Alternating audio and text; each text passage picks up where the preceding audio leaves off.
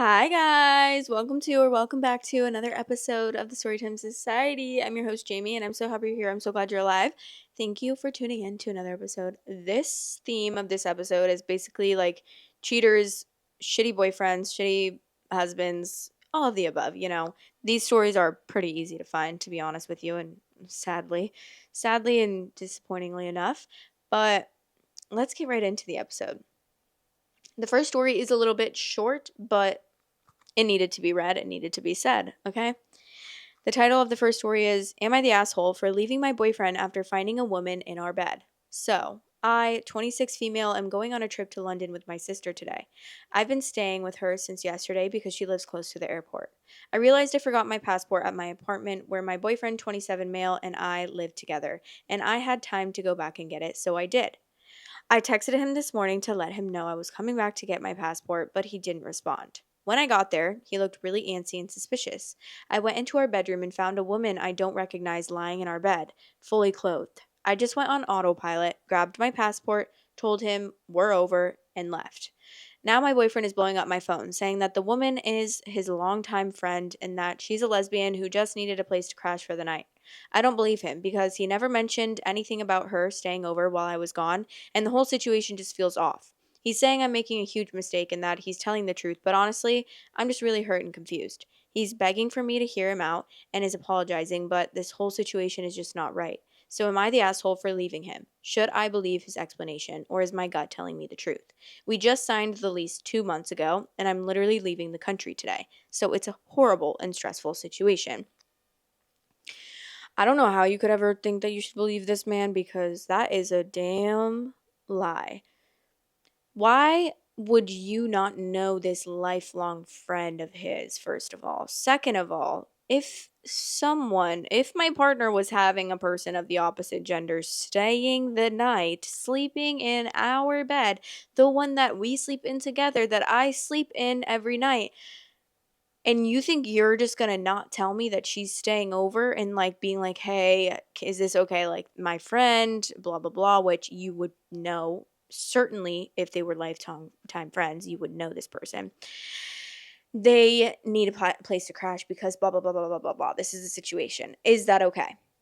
And then that's when you say yes or no.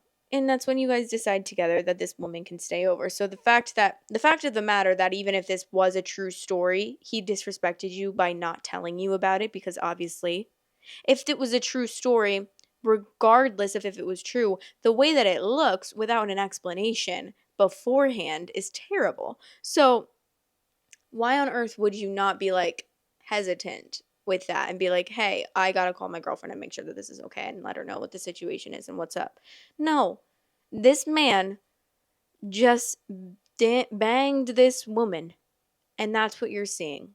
You're seeing this woman's aftermath of getting banged by your boyfriend. So I really hope that she leaves this man, which she already said, like, she already broke up with him pretty much. So thank God for that, because that's stand your ground, girl, but don't take this man back. Don't take this lying man back. He's a liar. He's a dirty, dirty cheat.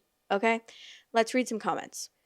Not the asshole. Your boyfriend never mentioned her before, and it's convenient for him to use that as an excuse when there's a person of the opposite sex lying in his bed. If she needed a place to crash, why his bed and not the couch? He knows he has a girlfriend, and it's okay for someone else to share a bed with him without giving you a heads up first. Exactly. And this person said, exactly. 1, if she was such a good long-time friend, why has OP never heard of her? 2, how is that this friend? I just happened to need a place to stay on the very last day that OP was heading out on vacation. Nope, this was planned. 3, why was the friend in the bed and not sleeping on the couch?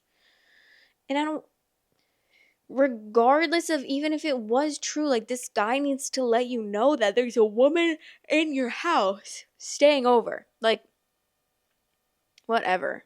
This person said, longtime friend and lesbian. Maybe if he threw in a couple more, it might have been believable. The godmother of my pastor's sister's longtime lesbian friend who is mute and in a coma. I swear, I don't know how she got there.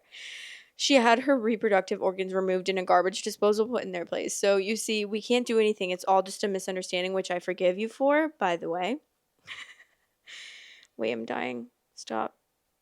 You forgot to mention she swore off all and any forms of sex and is celibate. More believable. And she's a nun. No, actually, though, like, genuinely, the way that that's, like, the most insane story. Oh, yeah, sorry. This girl is my longtime friend, and also she's a lesbian. Also, someone said, regardless of it's true or not, what he says, it's disrespectful to bring someone into a shared home without at the very least telling you, let alone letting someone you clearly don't know into your bed. It's a deal breaker for me. See, that's exactly what I said. Thank you. Thank you. Exactly what I said. This person said, this is it for me. Bringing someone into a shared space without telling the other is so disrespectful, let alone their bed. Telling your partner is basic decency. Also, we know his explanation is BS because why would he have his longtime lesbian friend who's close enough to be offered a bed, but that OP has never met before? If someone's close enough to be offered a bed in a couple's living space, 99.99% chance they've both already met people in the couple before. Exactly. Like, there's literally no excuse for that at all ever in your life. So, that man can actually fuck off. Fuck off. Okay. The next title is My Husband is Having a Baby with Another Woman. Me, 42 female, and my husband, 38 male, have been married for over a decade. Had a child quite young who is away at college now, and all in all, had a great marriage. We were each other's first love, and within that, the only person the other had ever slept with. Roughly 2 years ago, we mutually decided to open the marriage. We've always been a very vanilla pair, and it had become less frequent as the years went on. We had a few dates here and there, nothing serious or ever going too far. Enter Emma, 25 female. Emma is everything I'm not. I'm very short with a mom bod and I'm introverted, almost anxious personality. Emma is tall, long-legged, shaped like an hourglass with muscle in all the right spots. She's the life of the party. My husband began to see Emma about a year ago. I returned home one night and walked in on them in the living room. Neither of us had ever brought anyone else home to this point. I apologized profusely, and I could tell my husband was embarrassed. Emma told me as sweetly as I've ever been told anything before, "It's okay, sweetheart, go sit over there," pointing at the recliner a mere couple feet from where they were on the couch, "and you can leave when we're done." That's how it started. Soon, I was watching whenever Emma came over. It grew from there. I needed to make sure the house was in tip-top shape for when she came over. I greeted her at the door to take her boots off. All of this I didn't mind that much. She would become rough with me if I didn't comply. This made me uneasy but was infrequent enough that I let it slide. My husband never defended me but also would never participate. Last week, I was sat down by the two of them, both looking so pleased. My heart sank. He was leaving me, I thought. I was surprised by this. Emma had been around a bit less in the last couple of weeks and hadn't been rough with me for the same length of time. What they told me instead is something I don't even right now know how to properly handle or make work in my mind. Emma is pregnant. My heart stopped. What will people think? Is all I could imagine. My social circle, our family, they know none of this. I mustered and you're keeping it? And she laughed. She sat on my husband's lap and said, "Well, I'm much too busy and young to properly raise a baby, so that's why you and Richard are going to raise it." I began to cry, my head spinning. I cried that I couldn't, that people wouldn't understand. She told me firmly that it wasn't a choice. That was last week. I've cried and screamed at my husband, and he simply disagrees, says the decision is made. I'm a housewife. I have no income, no immediate family anywhere close. I'm lost. No one else knows about this yet, and I'm just deciding what to do. To raise this baby that isn't mine in the years that are supposed to be for me, or to run away. Maybe try and convince Emma and my husband that this isn't a good idea. Thank you for listening, whoever you all are. I don't have anywhere to turn in my real life. Edit. Just because I have already received some harsh messages in my inbox about this being fake, I wish it was. Sincerely, I know how it looks and sounds. How can someone be so pathetic? I didn't even realize how bad it was until the news I got and reflected. I don't know how it got so far, but it did. I used to be a self-respecting person. Thank you. Whoa. Whoa. For a second, I was like, wait, why would she be telling you to go sit in the recliner and then leave when they're finished? Why is this bitch telling you what to do? And then I was like, wait, she likes it. It's giving cuck. But also, sorry, what does it mean by her being like aggressive with her or whatever? Being like mad. I don't know. That was giving me the heebie jeebies a little bit. Like, what? I'm so confused. I mean, to each their own. Like, obviously, I am not in this general group of kinkiness, I guess. Like, I genuinely have no experience with that type of thing or behavior. So I couldn't say that I like have any experience with that type of situation or that type of relationship or just that type of like sexual behavior. I don't know what to call it even, but yeah, it's very different for me. Like, this is not something I'm used to hearing. This is a little bit it's giving me a little bit of a shock. It's giving me a little bit of a spook. If I'm not gonna lie.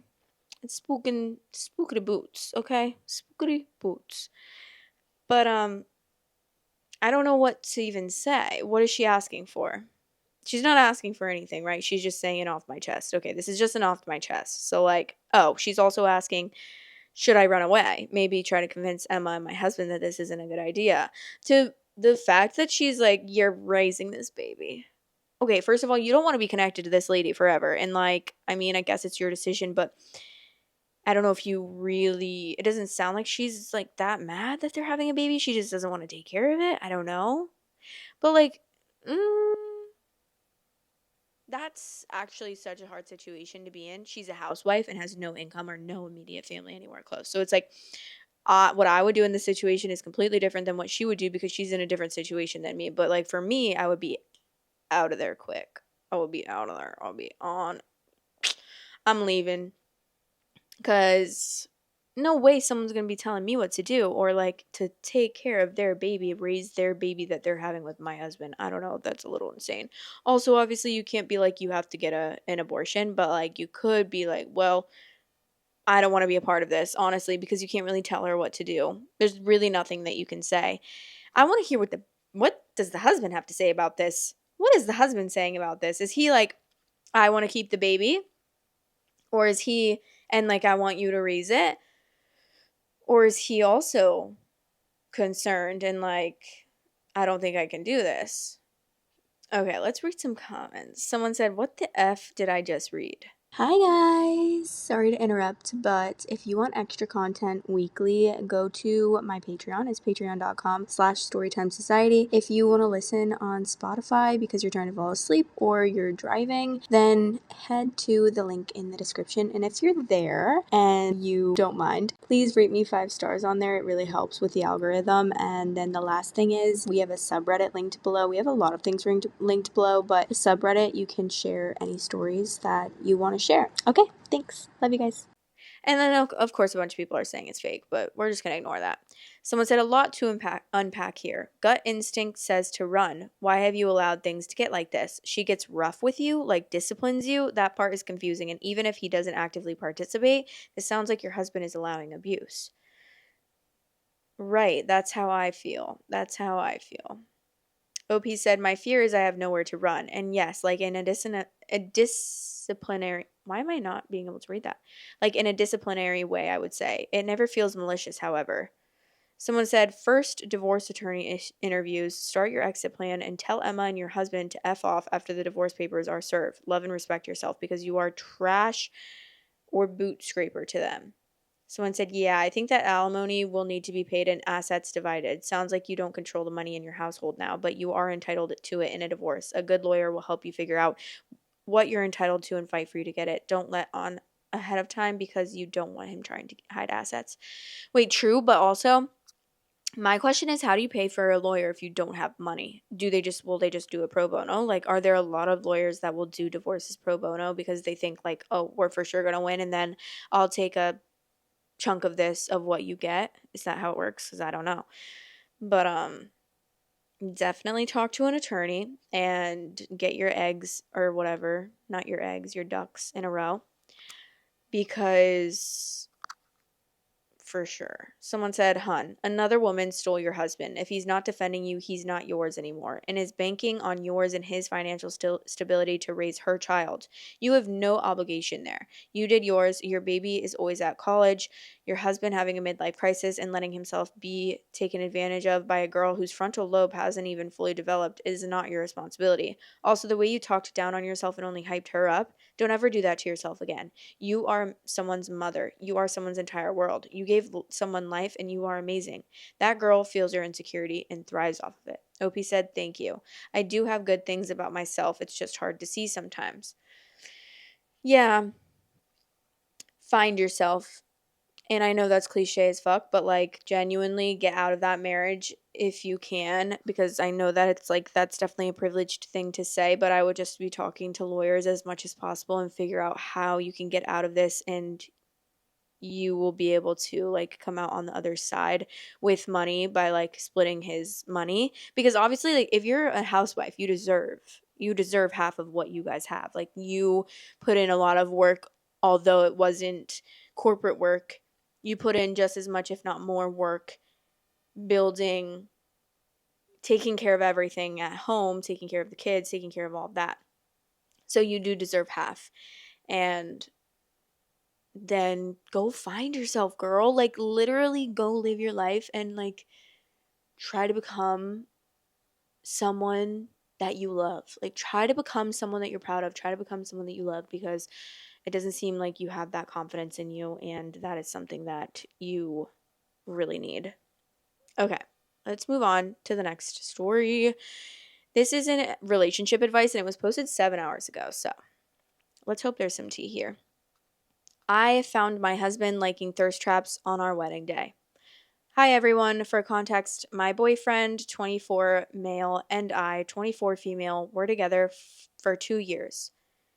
And friends, coworkers for a year before that. We weren't planning on getting married right now, but found ourselves forced to due to citizenship problems that arose with our lovely new presidency. Like I mentioned, marriage wasn't in our plans, but we agreed that we loved and wanted to marry each other in the future anyways, and we didn't exactly have any other choice right now if we wanted to stay together.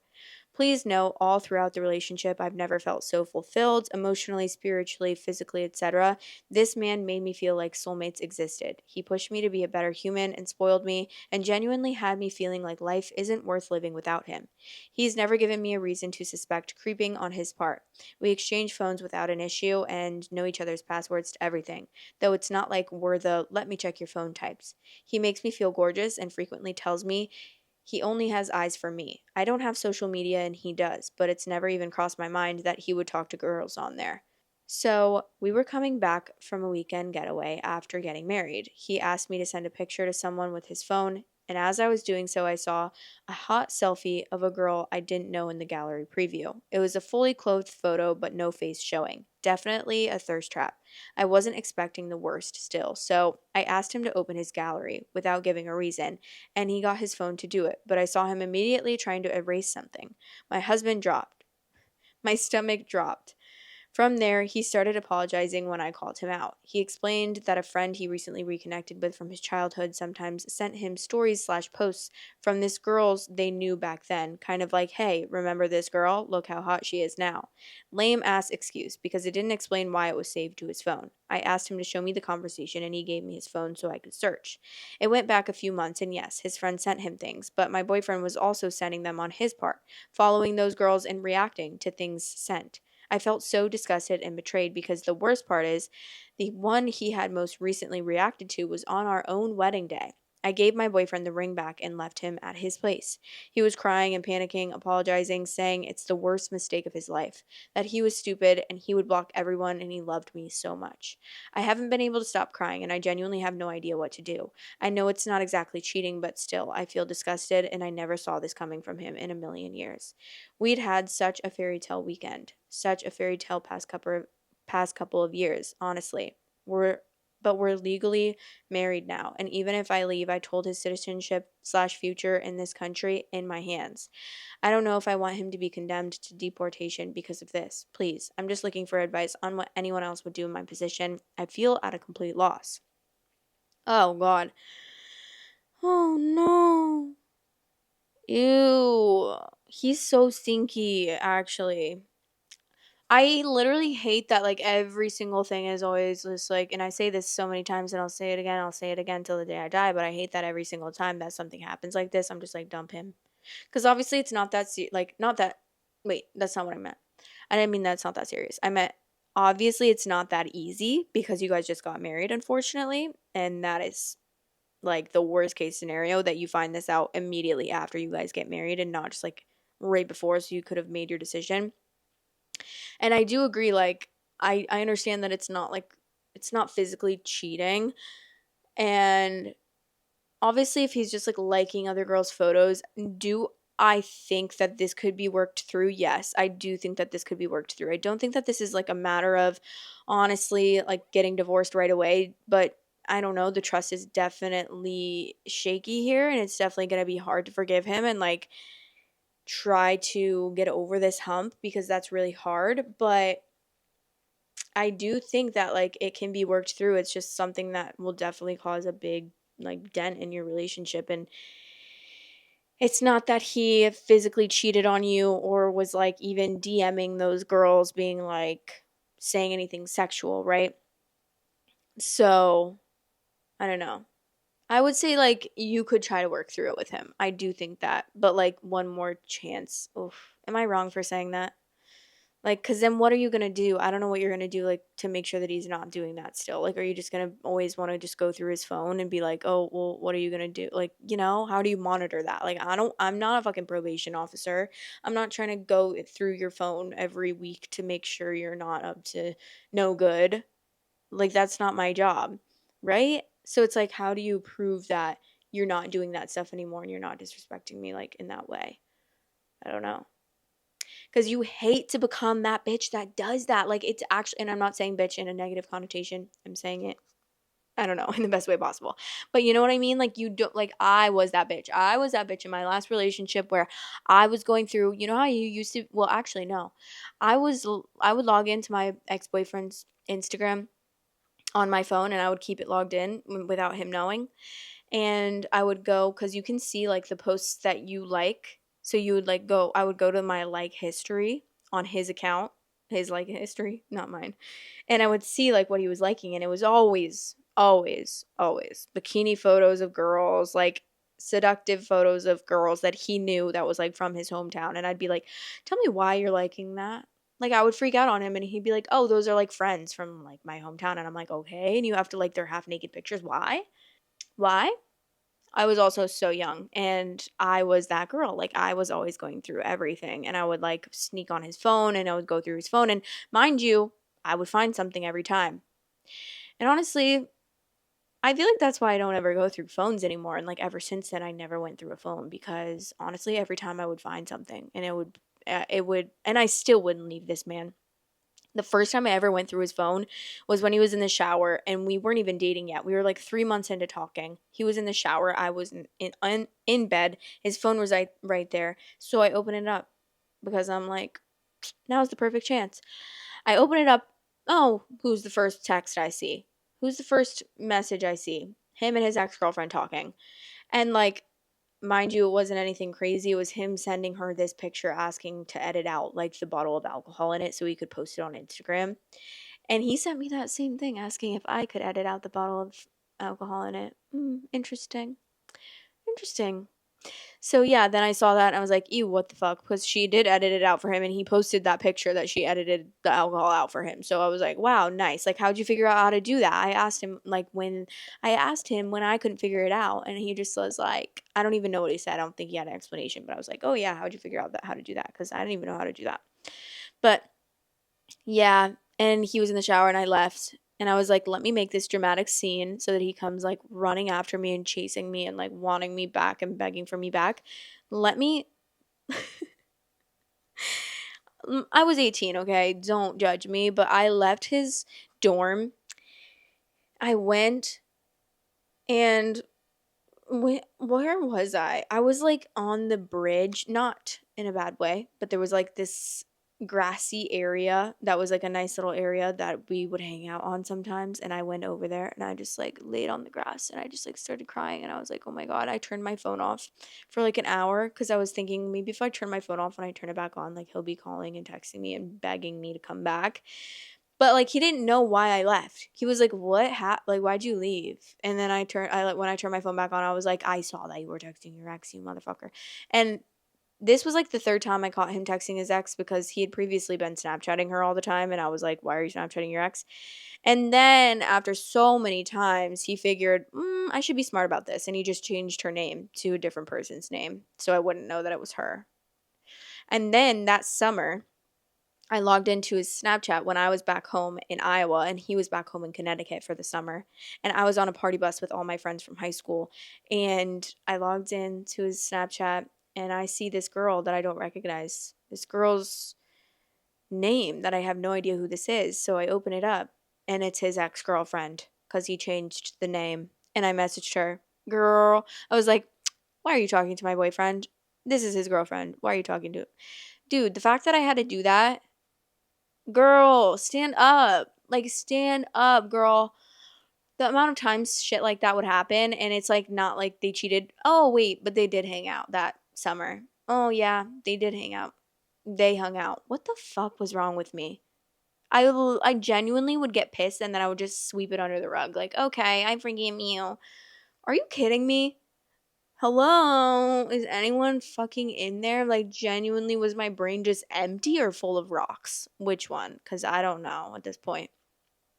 I'm so disappointed in that version of myself. Because when I think about it and when I look back like I am right now, there was 700 reasons I should have left within the first month of talking to that man.